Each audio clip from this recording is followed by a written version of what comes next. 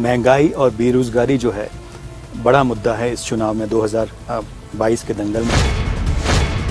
इन्हीं ने आश्वासन दिया था लोगों को। क्यों कांग्रेस के बाद दोबारा बीजेपी आई? क्योंकि भाजपा ने कहा था कि हम ये काम करके देंगे। लेकिन बीजेपी कह रही है कि वो इस पे काम कर रहे हैं। महंगाई कम करने पे उन्होंने दही, दूध, पनीर खरीदने जाए उस पे भी आपने जीएसटी लगा दी और आप कह रहे हैं कि आप इसके ऊपर कदम उठा रहे हैं। लगता है कि उनके जाने के बाद जब से आपने कांग्रेस की कमान संभाली है हिमाचल प्रदेश में, कांग्रेस एकजुट है। आप सामना कर रहे हैं, सामने प्रधानमंत्री नरेंद्र मोदी हैं, मुख्यमंत्री जयराम ठाकुर हैं, जेपी नड्डा हैं। डबल इंजन की सरकार रही है यहाँ पर हिमाचल में। आपको लगता है कि उससे फायदा हुआ है हिमाचल प्रदेश को? 6-7 मर्तबा प्रधानमंत्री यहाँ पर आ चुके हैं। क्या मुख्यमंत्री का ये फर्ज नहीं बनता था कि हिमाचल प्रदेश के ऊपर जो 77,000 करोड़ रुपए का कर्जा है, कम से कम मांग तो करते? कांग्रेस कह रही है कि वो ओल्ड पेंशन स्कीम पहली कैबिनेट बैठक में जो है इसको लागू करेगी। क्या कांग्रेस हाईकमान का आशीर्वाद और कांग्रेस हाईकमान आपके साथ है? सोनिया जी जानती है कि हम इस परिवार का कितना योगदान रहा है कांग्रेस को आगे बढ़ाने के लिए। जब भी मुख्यमंत्री वो बनते रहे तो उन्हीं के आशीर्वाद से बने। नमस्कार, दैनिक सवेरा मीडिया में आपका स्वागत है। हिमाचल के 2022 के दंगल में कांग्रेस गारंटी और कांग्रेस एक नारा दे रही है कि कांग्रेस आ रही है। कितने आश्वस्त जो है कांग्रेस, हिमाचल कांग्रेस लग रही है, इसी सब पर और तमाम सवालों के जवाब देने के लिए हमारे साथ हिमाचल प्रदेश की कांग्रेस अध्यक्ष प्रतिभा सिंह जी। प्रतिभा जी, आपका स्वागत है दैनिक सवेरा मीडिया में। धन्यवाद। आपने नारा दिया है कांग्रेस आ रही है, कितने आश्वस्त है आप जीत को लेकर? बिल्कुल। जहां तक इस चुनाव का सवाल है, मैं आपको बताना चाहती हूँ कि इस बार कांग्रेस अवश्य सत्ता में आएगी। उसके मुख्य कारण ये है कि कांग्रेस पार्टी ने जब भी सत्ता में रही, यहाँ पर विकास किया है जो लोगों को दिखता है। हर क्षेत्र में आप जाओ तो जो विकास के कार्य दिखते हैं वो सभी के सब कांग्रेस की सरकार के द्वारा किए गए हैं। माननीय वीरभद्र सिंह जी मुख्यमंत्री थे तो उनके कार्यकाल में अनन्य काम हुए हर क्षेत्र में।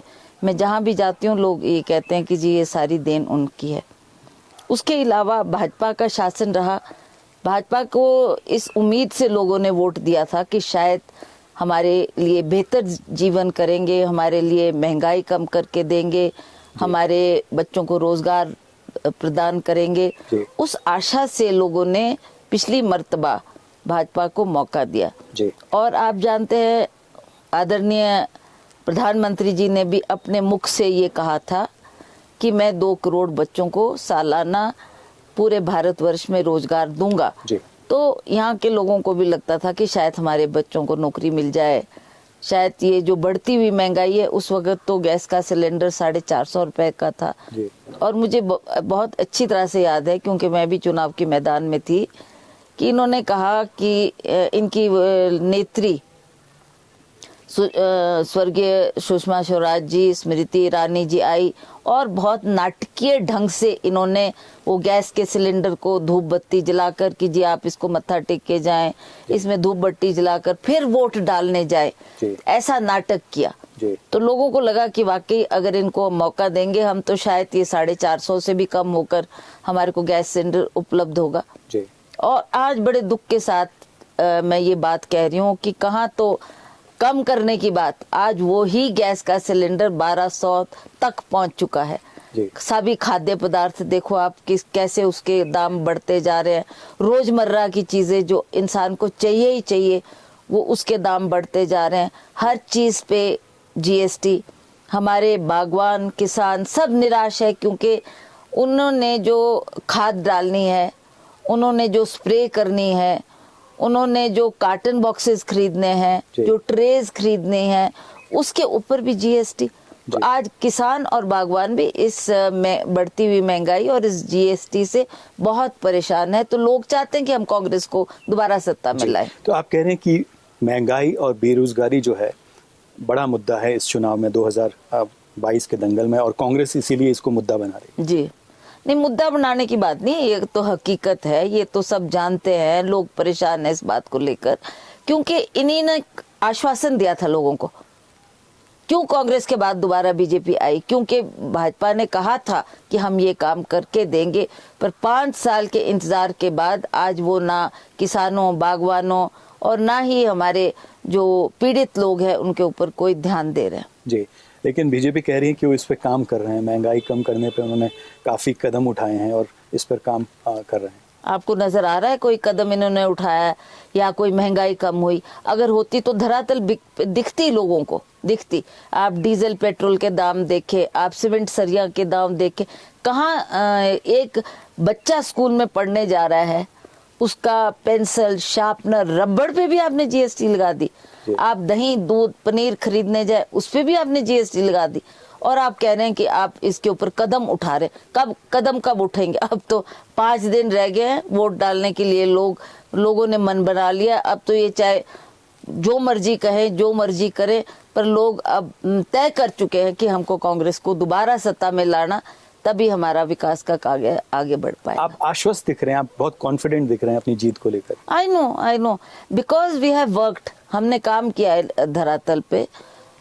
जो 5 साल भी रहे हमारे पास, इसमें भी हम लोगों से जुड़े रहे, लोगों की दुख तकलीफ को जानने के लिए हम भी लोगों के बीच में आते जाते रहे, और लोगों ने हमारे को बताया कि आप जहाँ जहाँ भी मैं गई, आप जानते पिछला उपचुनाव भी हमने जीता, वो भी कठिन परिस्थिति में मैंने जीता, जबकि आप जानते भाजपा की सरकार यहाँ पर केंद्र में, मुख्यमंत्री का गृह के क्षेत्र, उस स्थिति में चुनाव लड़ना कोई आसान बात नहीं थी।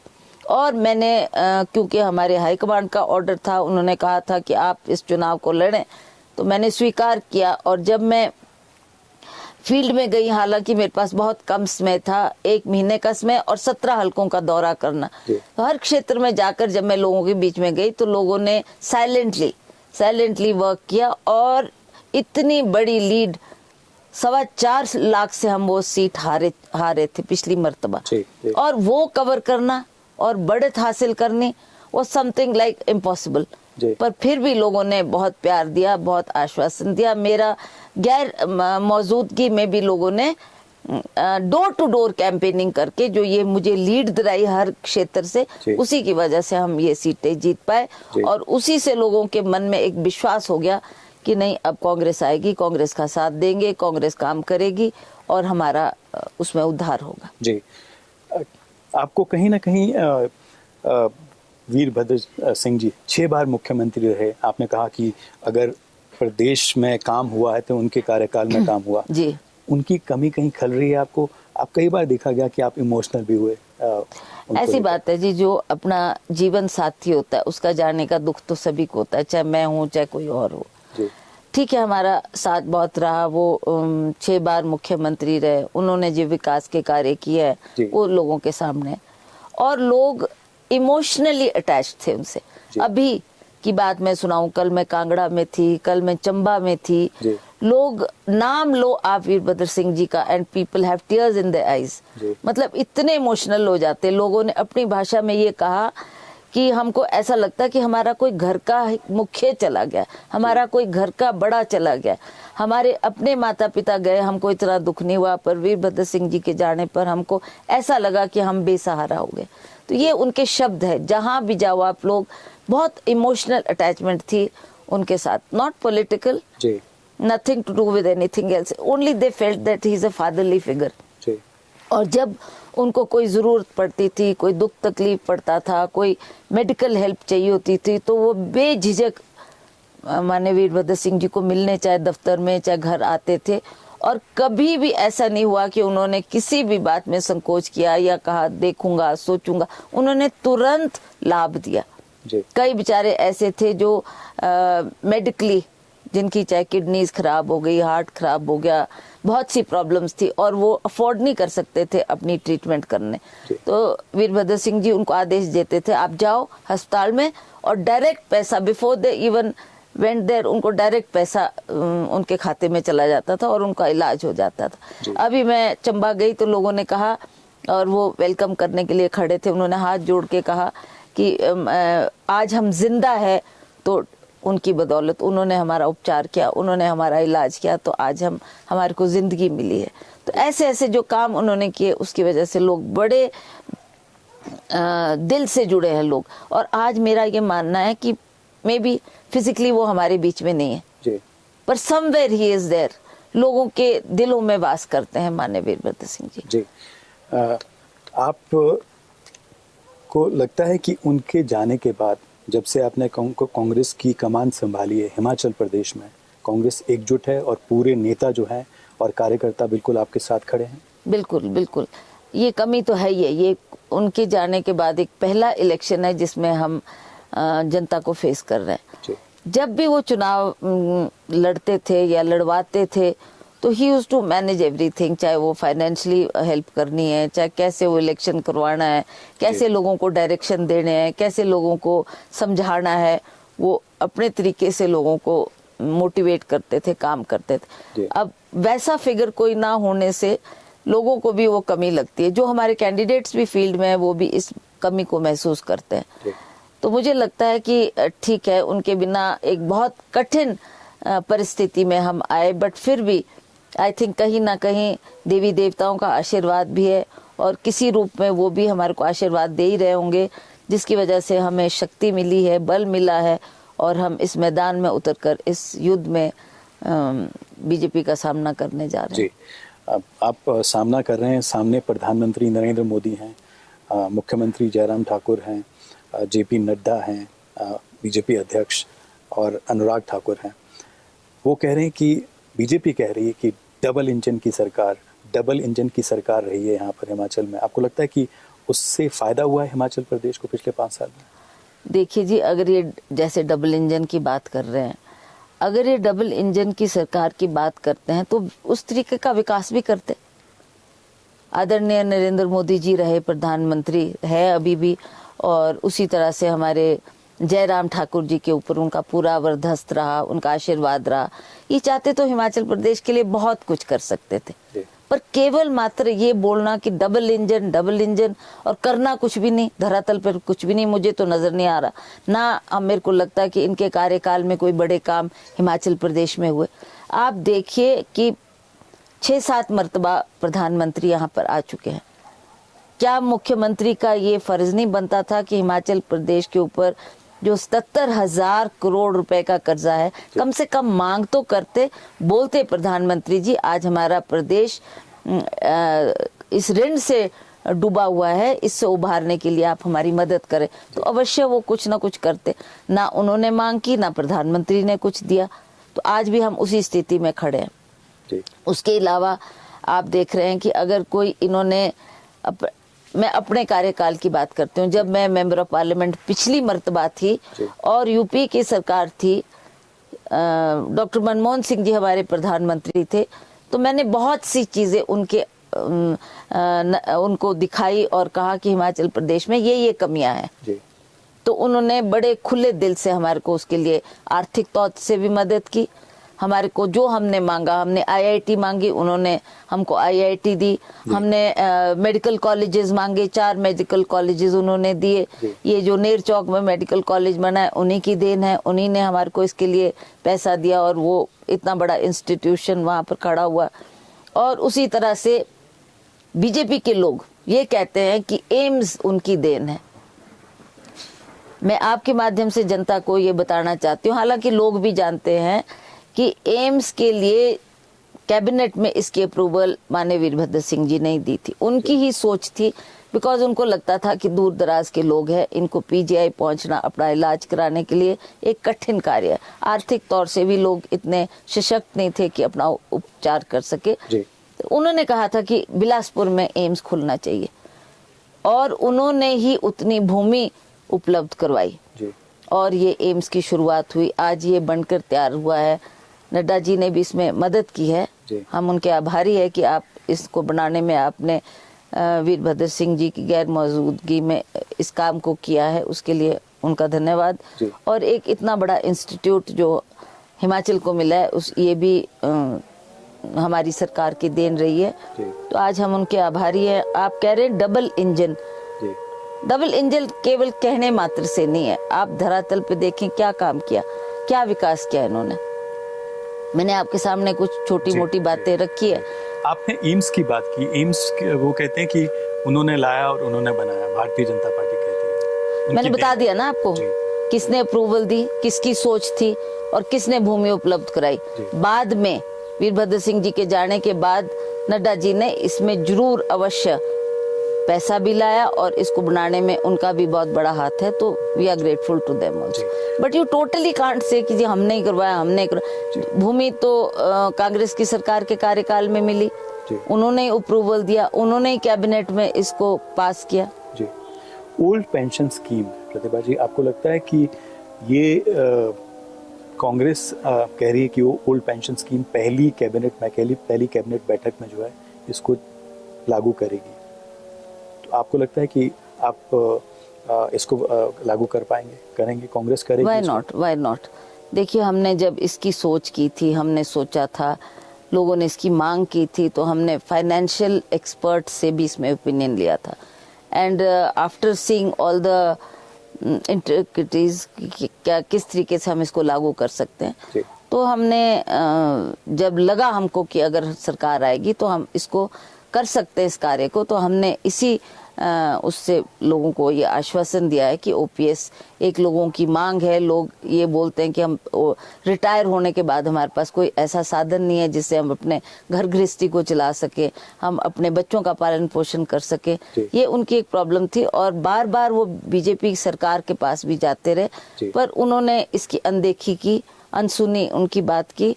तो हमने उनको कहा कि ठीक है, कांग्रेस की सरकार बनेगी तो हम अवश्य इसको लागू करेंगे। जी, वो कह रहे हैं कि उन्होंने समिति बना दी है, समिति देख रही है और अगर कोई लागू कर सकता है तो प्रधानमंत्री और मुख्यमंत्री कर सकते हैं। तो किया क्यों नहीं अभी तक? किया क्यों नहीं? अगर चाहते और करते तो अभी तक लागू कर देना चाहिए था उनको। जब उन्होंने किया ही नहीं, तभी लोग हमारे पास आए, उन्होंने कहा जी आपकी सरकार बनेगी तो आप कर देना। जी, मुख्यमंत्री जयराम ठाकुर के पिछले करीब 5 साल के कार्यकाल को आप कैसे देखते हैं? उनके काम बड़ा निराशजनक, बहुत ही निराशजनक। उनके कार्यकाल में कोई ऐसा विकास नहीं हुआ। उन्होंने केवल मात्र वो काम किए हैं जो जिसके लिए माननीय वीरभद्र सिंह जी पैसा भी देकर गए और वो इमारतें भी खड़ी करके गए। दुर्भाग्य ये रहा कि उसका विधिवत उद्घाटन उनके कार्यकाल में नहीं हो पाया। तो आज जयराम जी उन्हीं कामों का विधिवत रूप से उद्घाटन कर रहे हैं जो वीरभद्र सिंह जी के द्वारा किए गए कार्य हैं। जी, आखिरी सवाल, क्या कांग्रेस हाईकमान का आशीर्वाद और कांग्रेस हाईकमान आपके साथ है पूरी तरह से, पार्टी के साथ और पार्टी अध्यक्ष के साथ? बिल्कुल बिल्कुल, क्यों नहीं। वो जानते हैं, कांग्रेस हाईकमान जानती है, सोनिया जी जानती है कि इस परिवार का कितना योगदान रहा है कांग्रेस को आगे बढ़ाने के लिए, विकास करने के लिए। और जब जब भी मुख्यमंत्री वो बनते रहे तो उन्हीं के आशीर्वाद से बने। उन्होंने अपना सहयोग दिया, उनका आशीर्वाद रहा और वो जानते थे कि हिमाचल की बागडोर को किसके हाथों में सौंपना है, और इसीलिए 6 बार उनको मौका दिया गया। और उसी परिवार से हम लोग हैं, हमने भी बड़ी निष्ठा और ईमानदारी से लोगों का काम किया है। तो ये जो उनकी फैमिली की लेगेसी है उसको लोग आज उसके ऊपर लोगों का विश्वास है। लोग जानते हैं कि इस परिवार ने हमारी सेवा की है, तो एक विश्वास के कारण वो हमारे साथ जुड़ना चाहते हैं। वो विश्वास और वो ये कहें कि आशीर्वाद आपको मिलेगा, आपको मिला है? कहाँ से? कांग्रेस हाईकमान से? अभी तक तो है, अभी तक तो है, आगे तो मैं बोल नहीं सकती। आप आश्वस्त हैं कि आगे भी रहेगा? मेरे को क्यों उन्होंने पार्टी की कमान दी, इसीलिए कि वीरभद्र सिंह की लेगेसी है। We can not ignore this factor.